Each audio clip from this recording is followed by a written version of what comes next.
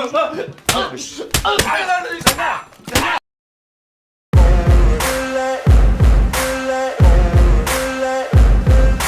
Fox, तो क्या हाल चाल आपके।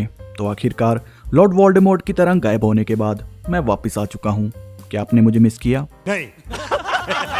तो चलिए शुरू करते हैं।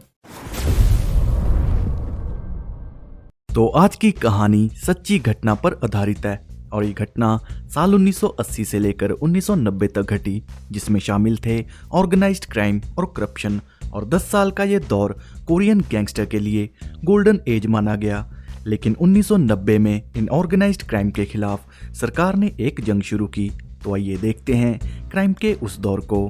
कहानी की शुरुआत 1990 बुसैन शहर से होती है, जहां प्रेसिडेंट टाई ऑर्गेनाइज्ड क्राइम के खिलाफ ये बोलकर जंग शुरू कर देते हैं कि हमारे समाज में बहुत से सड़े हुए अंडे हैं जिन्हें सोसाइटी से बाहर निकालना बहुत ही जरूरी है, लेकिन इनको खत्म करना कोई आसान काम नहीं। इसलिए कोरियन सरकार एक ऐसे इंसान की तलाश में थी जो कि इन सभी क्राइम की जड़ से जुड़ा हो, क्योंकि ऐसे इंसान के पकड़े जाते ही वो सभी ऑर्गेनाइज्ड क्राइम और करप्शन खत्म हो जाएगा।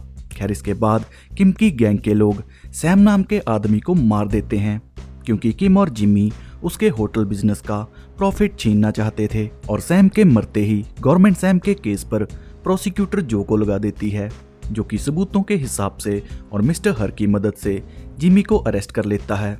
अब यहाँ मिस्टर हर जिमी का बिजनेस पार्टनर है और यहाँ जिमी मिस्टर हर का भी प्रॉफिट छीनना चाहता था, जिसके डर से मिस्टर हर पुलिस में जिमी के खिलाफ रिपोर्ट कर देता है। जिसके बाद प्रोसिक्यूटर जो जिमी के बारे में वो सारे सबूत इकट्ठा कर लेता है, जिनसे साबित होता है कि वो याकुजा गैंग और किम की गैंग के साथ मिलकर काम करता था, जिसके चलते जिमी ने बहुत से क्राइम के साथ अरबों पैसे कमाए। और यहाँ मैं आपको बता दूं कि जिमी वही इंसान है जिसकी कोरियन सरकार को काफी समय से तलाश थी। खैर, इसके बाद जो जिमी को कहता है कि तुमने जो भी पैदा होने के बाद क्राइम किए उन सबको इन पेपर्स में लिख दो, और साथ ये भी लिखना कि कौन तुम्हारे साथ जुड़ा था और कौन नहीं। लेकिन जिमी उसे कहता है कि मैं भी पहले एक सरकारी मुलाजिम था, इसलिए थोड़ी तमीज से बात करो। अब ये सुन जो को गुस्सा आ जाता है, जो कि उसे मारने के बाद कहता है कि कन्फेशन को ढंग से लिखना, नहीं तो चप्पल से मारूंगा तुझे। जिसके बाद कहानी फ्लैशबैक में चली जाती है, जहां बुसैन शहर 1982 में जिमी कस्टम ऑफिसर था, जो कि करप्शन के मामले में सबसे आगे था। लेकिन एक दिन कोई पागल औरत कस्टम ऑफिस के खिलाफ करप्शन की कंप्लेंट कर देती है, जिसके चलते कस्टम वालों की वाट लग जाती है और सभी अपने काले धन को छुपाने लगते हैं। पर मामला करप्शन का होने के कारण कस्टम ऑफिस का चीफ सबको कहता है कि पैसे तो हम सब ने मिलकर खाए, इसलिए ये इल्जाम किसी एक को अपने ऊपर लेना होगा ताकि बाकी के लोग बच सकें। लेकिन यहाँ कोई सामने नहीं आता और एक दिन जिमी नोटिस करता है कि उनके कंटेनर से कोई चोरी करने की कोशिश में है, लेकिन जिमी उन्हें मारकर भगा देता है। और जब वो खुद उस कंटेनर को चेक करता है तो उसे कंटेनर में 10 किलो ड्रग्स मिलती है। अब यहाँ जिमी 10 किलो ड्रग्स जैपनीज को बेचने का तय करता है, जहाँ मिस्टर यांग उसे कहता है कि मैं माइकल नाम के गैंगस्टर को जानता हूँ, जो कि जैपनीज गैंगस्टर यानी कि याकुजा के साथ काम करता है, जो कि ड्रग्स को खरीदकर हमारी मदद कर सकता है। जिसके बाद दोनों जाकर माइकल को मिलते हैं, जो कि उन्हें ड्रग्स के $30,000 ऑफर करता है और ये ऑफर जिमी एक्सेप्ट कर लेता है। जिसके बाद हम जान पाते हैं कि जिमी रिश्ते में माइकल का दादा लगता है और एक समय में जिमी की फैमिली ने माइकल की फैमिली की काफ़ी मदद की थी, जिसके चलते जिमी दारू के नशे में माइकल से बदतमीजी करने लगता है। जिसके बाद माइकल का खास आदमी पाक जिमी को पेल देता है। खैर, मार खाने के बाद जिमी सीधा माइकल के घर जाता है, जहां माइकल के फादर उसे डांटने लगते हैं कि इनकी इज्जत करना, क्योंकि इनकी फैमिली ने हमारी बहुत मदद की थी और रिश्ते में ये तुम्हारे दादा लगते हैं। जिसके बाद माइकल ड्रग्स के पैसे जिमी को उसी दिन दे देता है और तभी जिमी माइकल और पाक को डिनर के लिए इनवाइट करता है, जहां जिमी माइकल के साथ मिलकर काम करने का तय करता है, जो कि थोड़ी देर बाद माइकल की गैंग में शामिल हो जाता है और यहीं से जिमी के क्राइम रिकॉर्ड बनने शुरू हो जाते हैं। फिर इसके बाद कहानी प्रेजेंट में आती है, जहां जिमी हेड प्रोसिक्यूटर को कॉल करता है, जो कि उसे कहता है कि मुझे कैसे भी जेल से बाहर निकालो। जिसके बाद हेड प्रोसिक्यूटर जो को कहता है कि जिमी कोई गैंगस्टर नहीं है, मैं उसे अच्छे से जानता हूँ, उसे छोड़ो, अगर पकड़ना है तो माइकल और किम को पकड़ो क्योंकि वो दोनों असली गैंगस्टर हैं। जिसके बाद जो जिमी को छोड़ देता है। फिर इसके बाद कहानी फिर से फ्लैशबैक में चली जाती है जहाँ जिमी मिस्टर हर को मिलता है। अब क्योंकि मिस्टर हर जिमी को तब से जानता है जब जिमी एक कस्टम ऑफिसर था और यहाँ वो जिमी को गैंगस्टर के रूप में देख उससे मदद मांगता है, जहाँ मिस्टर हर जिमी को अपने क्लब लाकर सारी सिचुएशन एक्सप्लेन करता है। जैसे कि किम और मिस जियोंग क्लब का ज़्यादातर प्रॉफिट खुद रख लेते हैं और 24% प्रॉफिट वो मिस्टर हर को देते हैं, लेकिन मिस्टर हर अपने प्रॉफिट को बढ़ाना चाहता है और इसी काम के लिए मिस्टर हर को जिमी की मदद चाहिए। जिसके बाद जिमी माइकल को कहता है कि हमें किम को ठिकाने लगाना होगा क्योंकि क्लब और कैसीनो जैसे बिजनेस में बहुत ही ज़्यादा प्रॉफिट होता है। लेकिन माइकल उसे कहता है कि चाहता तो मैं भी हूँ कि किम रास्ते से हट जाए, लेकिन हम गैंगस्टर के भी कुछ रूल होते हैं, इसलिए बिना वजह मैं उसे नहीं मार सकता। फिर दूसरे दिन जिमी अपने जीजाजी और मिस्टर हर के साथ मिलकर किम और मिस जियोंग से मीटिंग फिक्स करता है, जहां वो सबको कहता है कि तुम लोग अच्छे से प्रॉफिट शेयर नहीं करते, इसलिए मैं तुम्हारे बिजनेस में शामिल होना चाहता हूं। लेकिन किम के लोग तीनों को मारकर भगा देते हैं। जिसके बाद जिमी माइकल को कहता है कि सालों ने मुझे मारकर भगा दिया, मैं तो बस बात करने गया था। अब इस बात से माइकल को मौका मिल जाता है किम को मारने का क्योंकि जिमी माइकल की गैंग का मेंबर है। जिसके थोड़ी देर बाद माइकल की गैंग जाकर किम के लोगों को बहुत मारती है। जिसके बाद माइकल किम को कहता है कि अब से ये क्लब मेरे दादाजी चलाएंगे और तुम अपने लोगों को लेकर यहाँ से चले जाओ। लेकिन किम माइकल की बेइज्जती कर देता है, जिसके चलते माइकल किम को काफी जख्मी कर देता है। और कुछ दिन बाद जिमी अपने जीजाजी और माइकल के लोगों के साथ मिलकर क्लब पर कब्जा कर लेता है। और रही बात मिस जियोंग की, तो जिमी उससे सारे अकाउंट का काम छीन लेता है, यानी कि जिमी आने वाले पैसों का हिसाब खुद रखेगा। जिसके चलते मिस जियोंग और जिमी की फाइट हो जाती है, लेकिन फाइट तो एक बहाना था एक दूसरे की बाहों में आने का। खैर थोड़ी देर बाद पुलिस उसी क्लब में रेड मारती है जो कि किम के कहने पर आई थी, लेकिन जिमी का कनेक्शन बहुत ही स्ट्रॉन्ग था, जिसके चलते वो पुलिस ऑफिसर को कहता है कि मेरी जान पहचान तुम्हारे चीफ से है, इसलिए मुझसे ढंग से पेश आना। जिसके बाद जिमी माइकल को कहता है कि मैं तो छूट चुका हूँ, लेकिन साले किम ने तुम पर केस कर दिया क्योंकि तुमने उसके सर पर बोतल दे मारी, जिसके चलते वो 12 हफ्तों के लिए हॉस्पिटल एडमिट हो गया।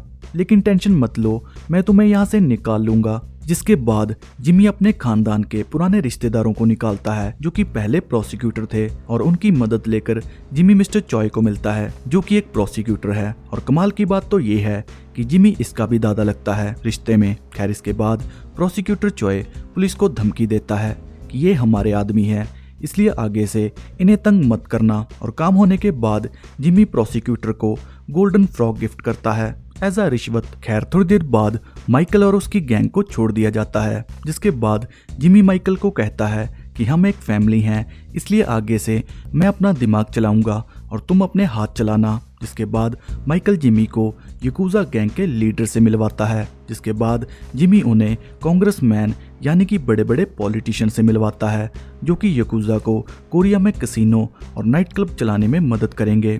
और जल्दी ही जिमी और माइकल होटल बिजनेस के साथ साथ बहुत से नाइट क्लब की भी ओपनिंग करते हैं। और एक दिन जिमी का जीजा पिम पाक को कहता है कि मुझे पता है तुम कैसीनो के पैसों में हेरा फेरी करते हो, इसलिए मुझे भी उनमें से कुछ हिस्सा चाहिए। जिसे सुन पाक गुस्से में आकर पिम पर अटैक कर देता है। और जब जिमी को इसके बारे में पता चलता है तो वो पाक को जाकर पीटने लगता है, लेकिन यहाँ पाक उससे बदतमीजी करने लगता है। और तभी यहाँ माइकल भी आ जाता है जो कि पाक को मारने के बाद जिमी को वार्न करता है कि तुम दूसरे काम संभाल लो, ऐसे कामों को मैं खुद हैंडल करूंगा। और दूसरे दिन जिमी को होटल में पाक बहुत से लोगों के साथ दिखता है जो कि जिमी को कहता है कि हमें चारों तरफ फैलना पड़ेगा क्योंकि किम माइकल को मारने के मिशन पर है। और यहीं से जिमी की ईगो हर्ट हो जाती है क्योंकि वो खुद को माइकल का बॉस मानने लगा था और वो चाहता था कि सब कुछ मेरे कहने से चले, लेकिन माइकल उसे इन सब चीज़ों से दूर रहने को कहता है। और जब जिमी नहीं मानता तो माइकल जिमी की बेइज्जती कर देता है कि तुम्हें क्या लगता है तुम एक गैंगस्टर हो, जरा खुद को आईने में देखो और इन सब चीजों से दूर रहो। खैर, इसके बाद जिमी जाकर किम को मिलता है, जो कि उसे कहता है कि माना हमने तुम्हारे काम को छीन लिया, लेकिन चिंता मत करो, मैं तुम्हें कोई और काम दिलवा दूंगा। लेकिन यहाँ किम जिमी को अपने साथ मिल जाने को कहता है कि माइकल को छोड़ो, मेरे साथ मिलकर काम करो, जो तुम्हें माइकल नहीं दे पाया वो मैं दूंगा। और उसी रात माइकल बिल्कुल अकेला था, जो कि अपने होटल रूम की तरफ जा रहा था, और ये खबर किम को मिल जाती है। और शहर में भी प्रेसिडेंट के खिलाफ प्रोटेस्ट चल रहा था, जिसकी आड़ में किम का आदमी माइकल को स्टैप कर देता है, लेकिन इसमें माइकल बच जाता है। जिसके बाद माइकल को पता चलता है कि जिमी किम के साथ मिलकर उसे निपटाने के चक्कर में था, जिसके चलते माइकल जिमी को सबक सिखाता है, जो कि उसे पीटने के बाद अपनी गैंग से निकालकर कुछ पैसे देता है। और साथ ही माइकल जिमी को वार्न करता है कि तुमने मेरा बहुत साथ दिया, इसलिए मैं तुम्हें एक मौका देता हूँ, इस क्राइम की दुनिया में दोबारा मत आना, नहीं तो दूसरी बार मैं तुम्हें मार दूंगा।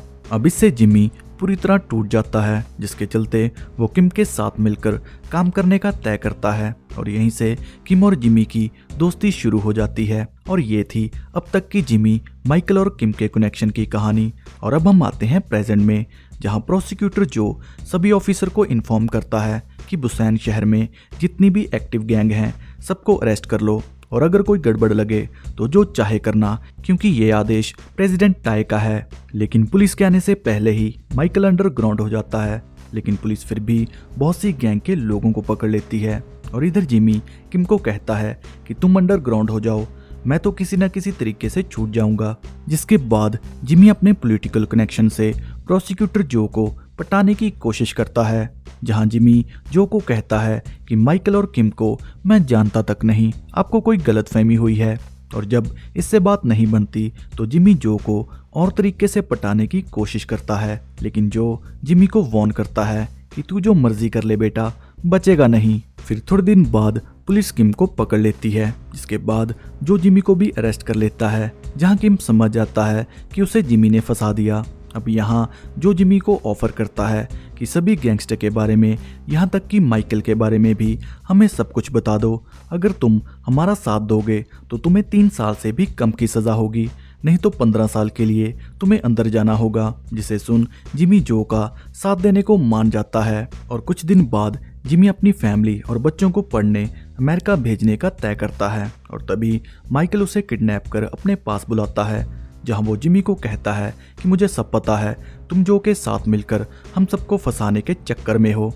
लेकिन यहाँ जिमी माइकल को कहता है कि तुम चिंता मत करो, मैं अपनी फैमिली को यहाँ से बाहर भेज दूंगा, और तुम्हें भी मैं यहाँ से निकालने का कोई तरीका ढूंढता हूँ। जिसके बाद माइकल जिमी को कहता है कि मैं कुछ दिनों में तुम्हें कॉल करूँगा, और मुझे यहाँ से निकालने का प्लान बनाकर रखना। और एक दिन माइकल जिमी को कॉल करता है कि जल्दी से तुम मेरे पास आ जाओ और मुझे यहाँ से रवाना करो। लेकिन ये सारी बातों को ऑफिसर सुन रहे थे, क्योंकि ये जिमी का प्लान था माइकल को फंसाने का, ताकि उसको कम सज़ा मिले। खैर, इसके बाद जिमी जाकर माइकल को मिलता है, जो कि माइकल को उसका पासपोर्ट देकर यहाँ से जाने ही लगता है कि तभी माइकल जिमी को कहता है कि तुम मेरे साथ मुझे छोड़ने चलोगे। जिससे सुन जिमी की हालत खराब हो जाती है, और तभी रास्ते में पुलिस उन्हें घेर लेती है, जिसे देख माइकल समझ जाता है कि ये सब जिमी ने किया, जिसके चलते वो जिमी को मारने की कोशिश करता है।